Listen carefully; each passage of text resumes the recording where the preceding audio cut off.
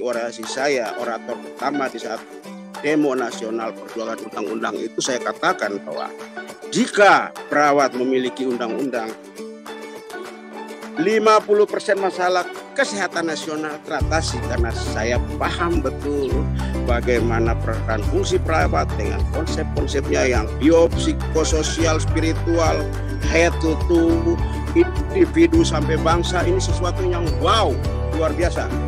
Gitu.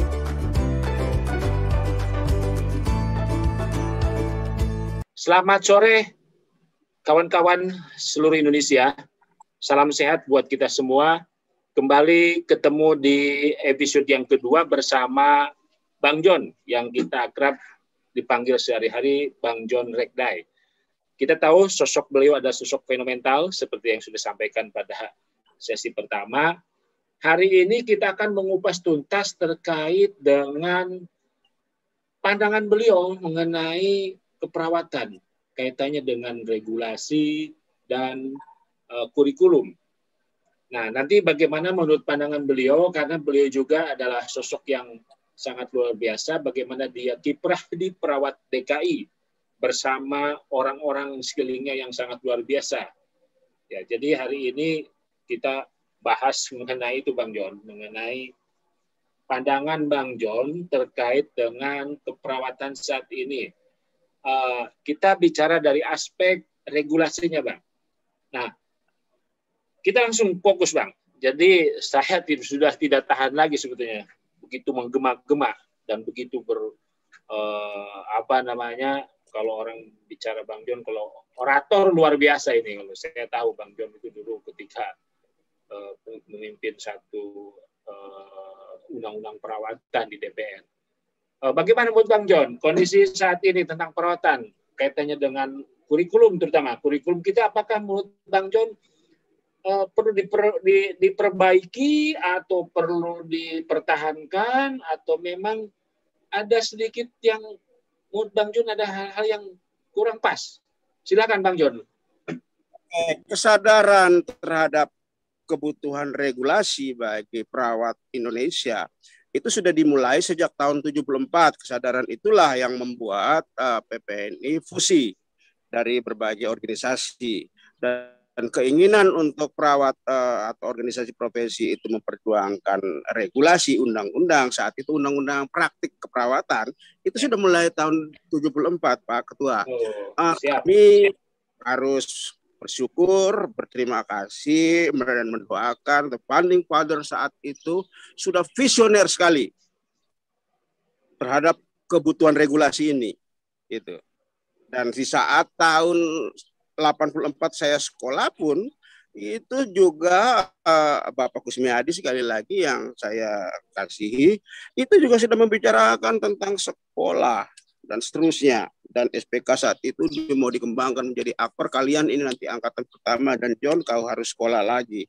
Dan kebutuhan sekolah itu luar biasa memang, karena dia juga salah satu founding father saat itu. Nah, terkait antara regulasi dan pendidikan, data serta fakta praktik keperawatan di Pasienkes dan masyarakat, ini menjadi sesuatu tantangan bagi generasi saat ini yang melihat apa yang sudah terjadi, perjuangan panjang undang-undang dari 74 sampai 2014 itu luar biasa, sangat melelahkan. Dan tahun 2000 puncaknya itu dengan militansi seorang pimpinan atau ketua umum saat itu, dia bergerilya dan saya hadir di sampingnya untuk melakukan berbagai upaya meyakinkan berbagai pihak, berbagai elemen partai dan sebagainya, pemerintah, tokoh-tokoh masyarakat, kami datangkan bahwa kami butuh regulasi untuk terus berkiprah bersama elemen bangsa Indonesia ini di dalamnya. Dan saat itu orasi saya, orator pertama di saat demo nasional perjuangan undang-undang itu, saya katakan bahwa jika perawat memiliki undang-undang, 50% masalah kesehatan nasional teratasi, karena saya paham betul bagaimana peran fungsi perawat dengan konsep-konsepnya yang biopsikososial, spiritual, head to toe, individu sampai bangsa, ini sesuatu yang wow, luar biasa gitu. Dan tidak bisa dengan ilmu-ilmu yang asal-asal dan SDM yang tidak mempunyai gelora idealisme, mempunyai apa namanya jiwa profesi yang tinggi, jiwa korsa yang kuat. Karena ruang lingkup keperawatan yang demikian luas, yang saya ulangi lagi bahwa biopsikososial, ya, head to toe, ya, individu sampai bangsa, ini bukan sesuatu yang luar biasa. Sangat luar biasa. Untuk saat ini saya merawat ibu yang lansia dengan 86 tahun itu saja, saya merasa sangat kurang dengan masa kerja saya yang di atas 30 tahun sebagai perawat ini, gitu. Karena wawasan sebagai individu manusia itu bukannya hal yang mudah untuk merawat satu manusia ini. Dan kita sebagai perawat tidak hanya berhadapan dengan si pasien yang tadi secara utuh dia biopsi,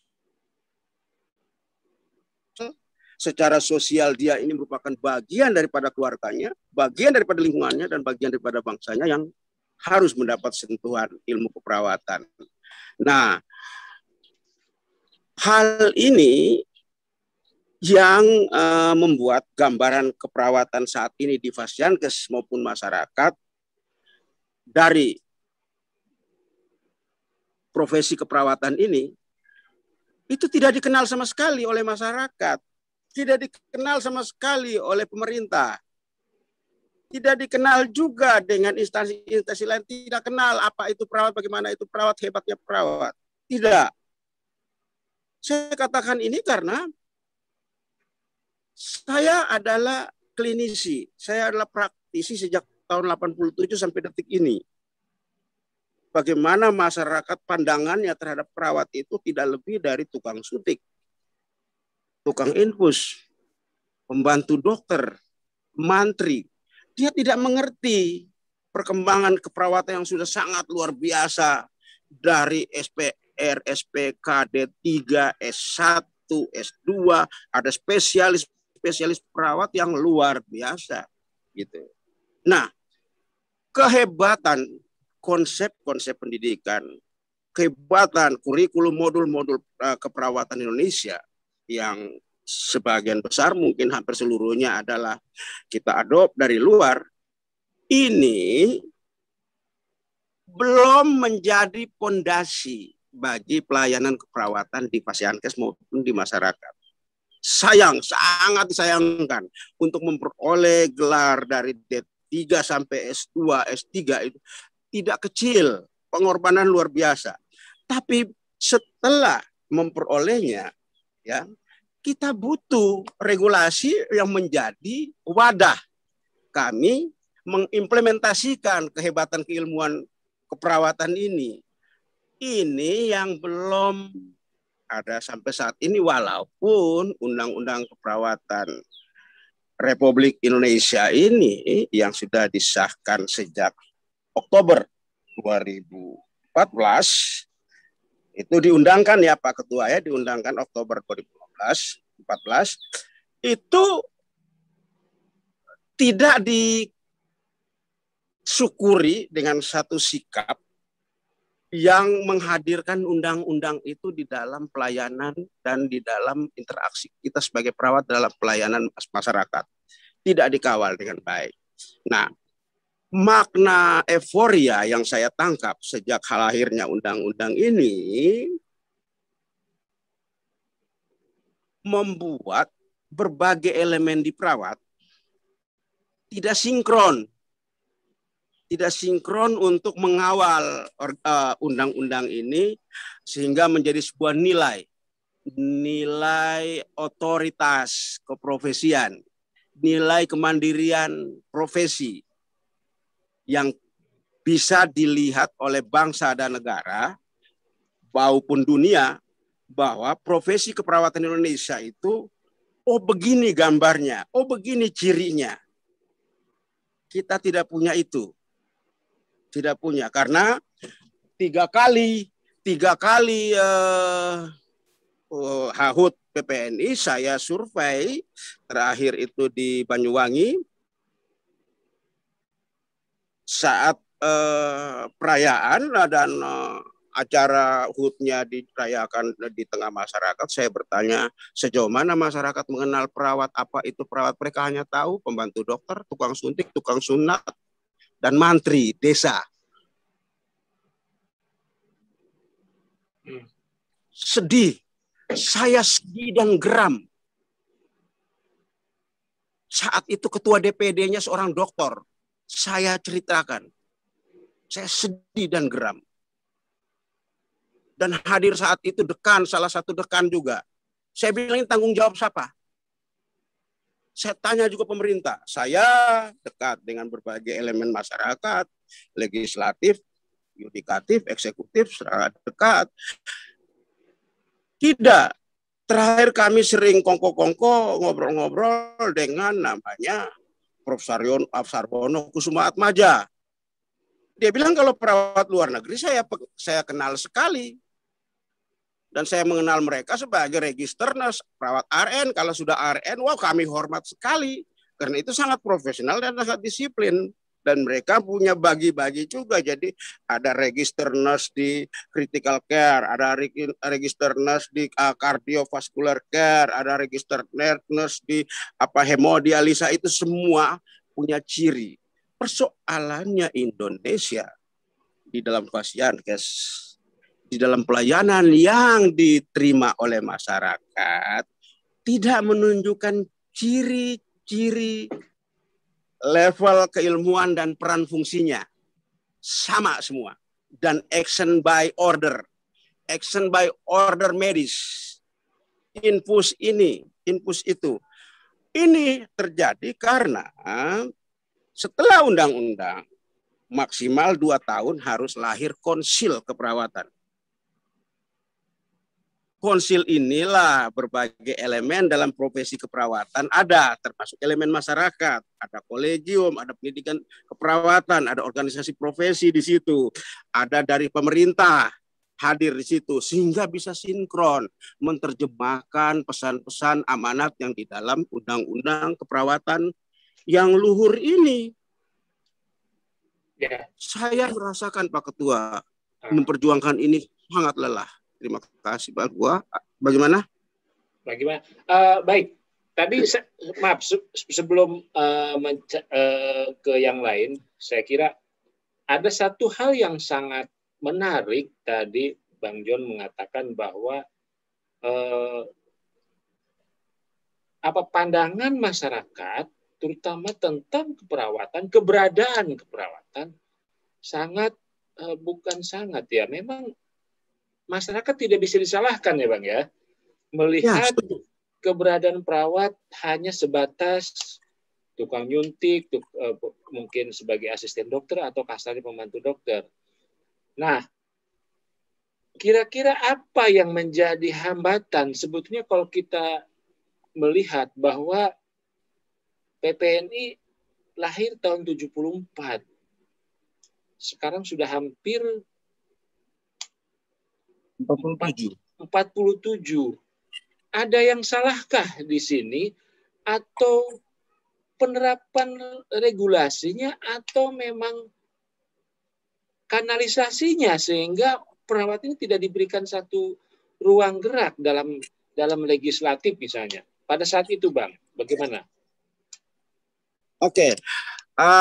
Nakes Indonesia itu termasuk medis itu jumlah terbesarnya adalah perawat. Ya, kita setuju itu ya Pak Ketua ya.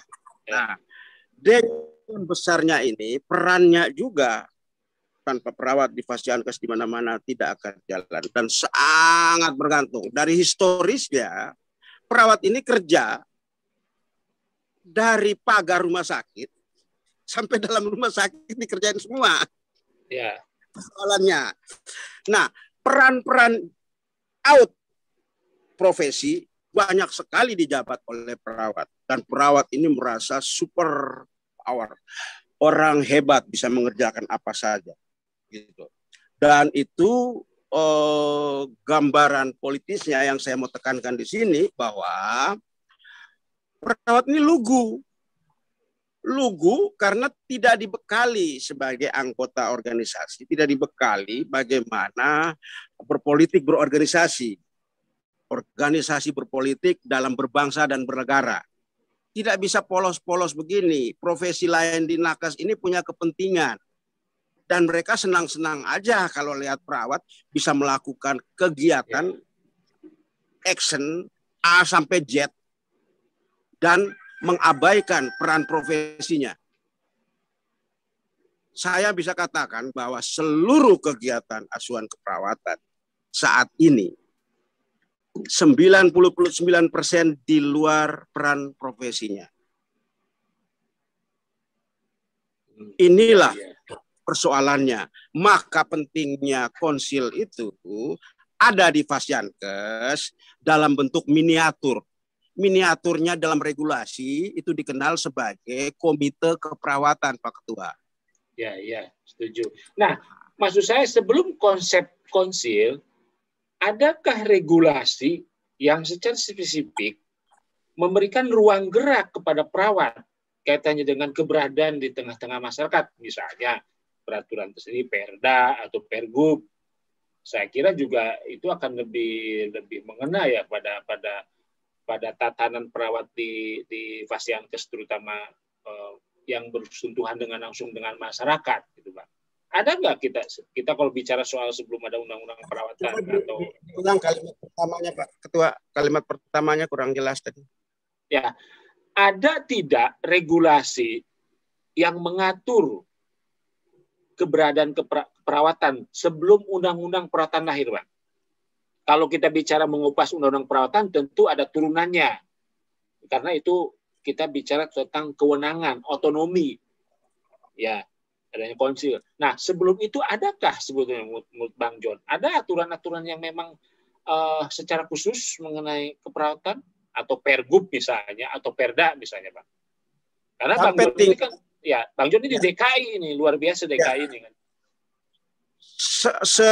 Sepengetahuan saya sampai tingkat kementerian itu banyak sekali regulasi, permen dan sebagainya, ya. Tapi di tingkat Pemda saya belum lihat, selain peraturan gubernur, Perda tidak ada.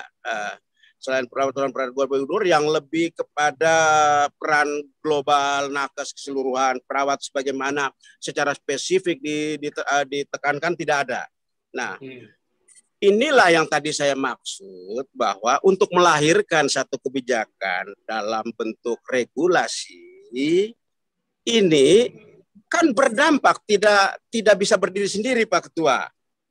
Berdampak kepada anggaran, berdampak terhadap peran serta kenyamanan yang selama ini sudah jalan oleh medis, sudah jalan oleh profesi lain dan sebagainya. Sehingga walaupun ada regulasi apapun, apabila 3 pilar dalam Fasiankes pelayanan ini tidak melek, tidak paham, tidak punya wawasan mengenai regulasi, itu hanya hiasan. 3 pilar yang saya maksud begini untuk keperawatan. Di situ ada perwakilan organisasi yang namanya komisariat. Ada komite yang menjamin terhadap mutu dan legalitas legal aspek pelayanan keperawatan. Ada manajemen keperawatan. Nah, ketiga ini yang bertanggung jawab terhadap wajah, peran serta peran profesi, peran fungsinya profesi di Fasiankes. Dia 3 pilar ini harus bisa menentukan SDM terbaik lah yang berada di tatanan manajemen keperawatan, yang ada di dalam tatanan asuhan keperawatan. Satu contoh, untuk pengangkatan kepala bidang harus ada rekomendasi dari organisasi profesi. Terus ada catatan dan rekam jejak karir dari Komite Keperawatan terhadap mutu para calon ini. Begitu sampai di bawahnya, sampai kepala ruangan, sampai ke CI, dan itu harus terkontrol dengan salah satu dengan dengan kriteria yang jelas, gitu. Jadi dengan standar yang jelas. Kayak semacam di kredensialing gitu ya, Bang? Kredensial kan salah satu bidang di Nah, maksudnya bisa dengan cara itu, namun indikator-indikator untuk mengangkat orang menjadi perawat PK1, PK2, PK3 yang sudah dibuat itu konsistenlah menjadi satu salah satu cara kita meletakkan dasar-dasar regulasi ini. Nah, persoalannya kemampuan 3 pilar ini untuk meyakinkan ini di dalam tatanan satu Fasdankes itu tidak mampu. Nah, makanya harus memahami juga regulasi yang lain, undang-undang rumah sakit, undang kedokteran dan seterusnya. Nah, ini tugasnya siapa? Supaya perawat ini tidak hanya mengerti tentang, ya mohon maaf saya bilang jadi seperti katak dalam tempurung, tidak mengerti tentang hal-hal ini. Betul Bang John, ada satu menarik sebetulnya tadi menyinggung soal perawat luar negeri. Ya, saya tahu betul ya. Di luar negeri itu ya, maaf aja, mereka GCI sudah masuk ke Indonesia. Kepala timnya itu adalah perawat, Bang. Dan di bawahnya itu profesor, dokter ahli bedah, farmakologi, itu luar biasa. Bagaimana perawat menjadi satu jajaran di mereka sangat, itu membuktikan memang di luar negeri seperti itu ada satu penghargaan. Jadi itu contoh contoh ringan yang memang sadar tidak sadar atau tidak punya kemampuan keluar dari situ. Semua pasien yang dirawat di rumah sakit, dokter penanggung jawab atau dokter yang merawat yang punya pasien itu. Nah, harusnya perawat yang punya pasien, semua dokter dan semua konsultan itu adalah tamu, gitu. Nah, saat tahun 2018, teman saya di Amerika, orang Tebet Jakarta, itu tiap kali dialog sama saya lewat internet, dia selalu bersin-bersin pilek. Pak John, saya ini sedang mengantar anak ke sekolah batuk. Bersin terus. Saya bilang, ini sejak kapan? Sudah lama, bertahun-tahun Pak John. Terus ada masalah dengan pelayanan kesehatan di sana? Tidak. Saya punya fasilitas semua, asuransi untuk berobat dan sebagainya. Tapi beda jauh dengan Indonesia katanya. Nah, bedanya di mana? Mereka tidak mau keluarin antibiotik, mereka tidak mau periksa darah, mereka tidak mau ronsen gitu. Kenapa ini Pak John? Mohon maaf, dia tanya, Pak John ini siapa? Saya bilang saya register nurse. Wah, dia hormat sekali. Dia bilang, di sini saya diatur sama register nurse untuk hal itu. Dan dia jelaskan bahwa asosiasi dokternya atau otoritas negara bagian di Amerika itu bisa memblacklist seorang dokter yang merekomendasikan ronsen orang ya tanpa punya dasar ilmiah dan pertimbangan-pertimbangan lain. Dan itu perannya register nurse, dia bilang, menjelaskan itu semua. Jadi ibu dikasih apa saja, saya hanya dikasih suplemen, di promkes, bagaimana pola hidup sehat, bagaimana saya harus berolahraga dan sebagainya.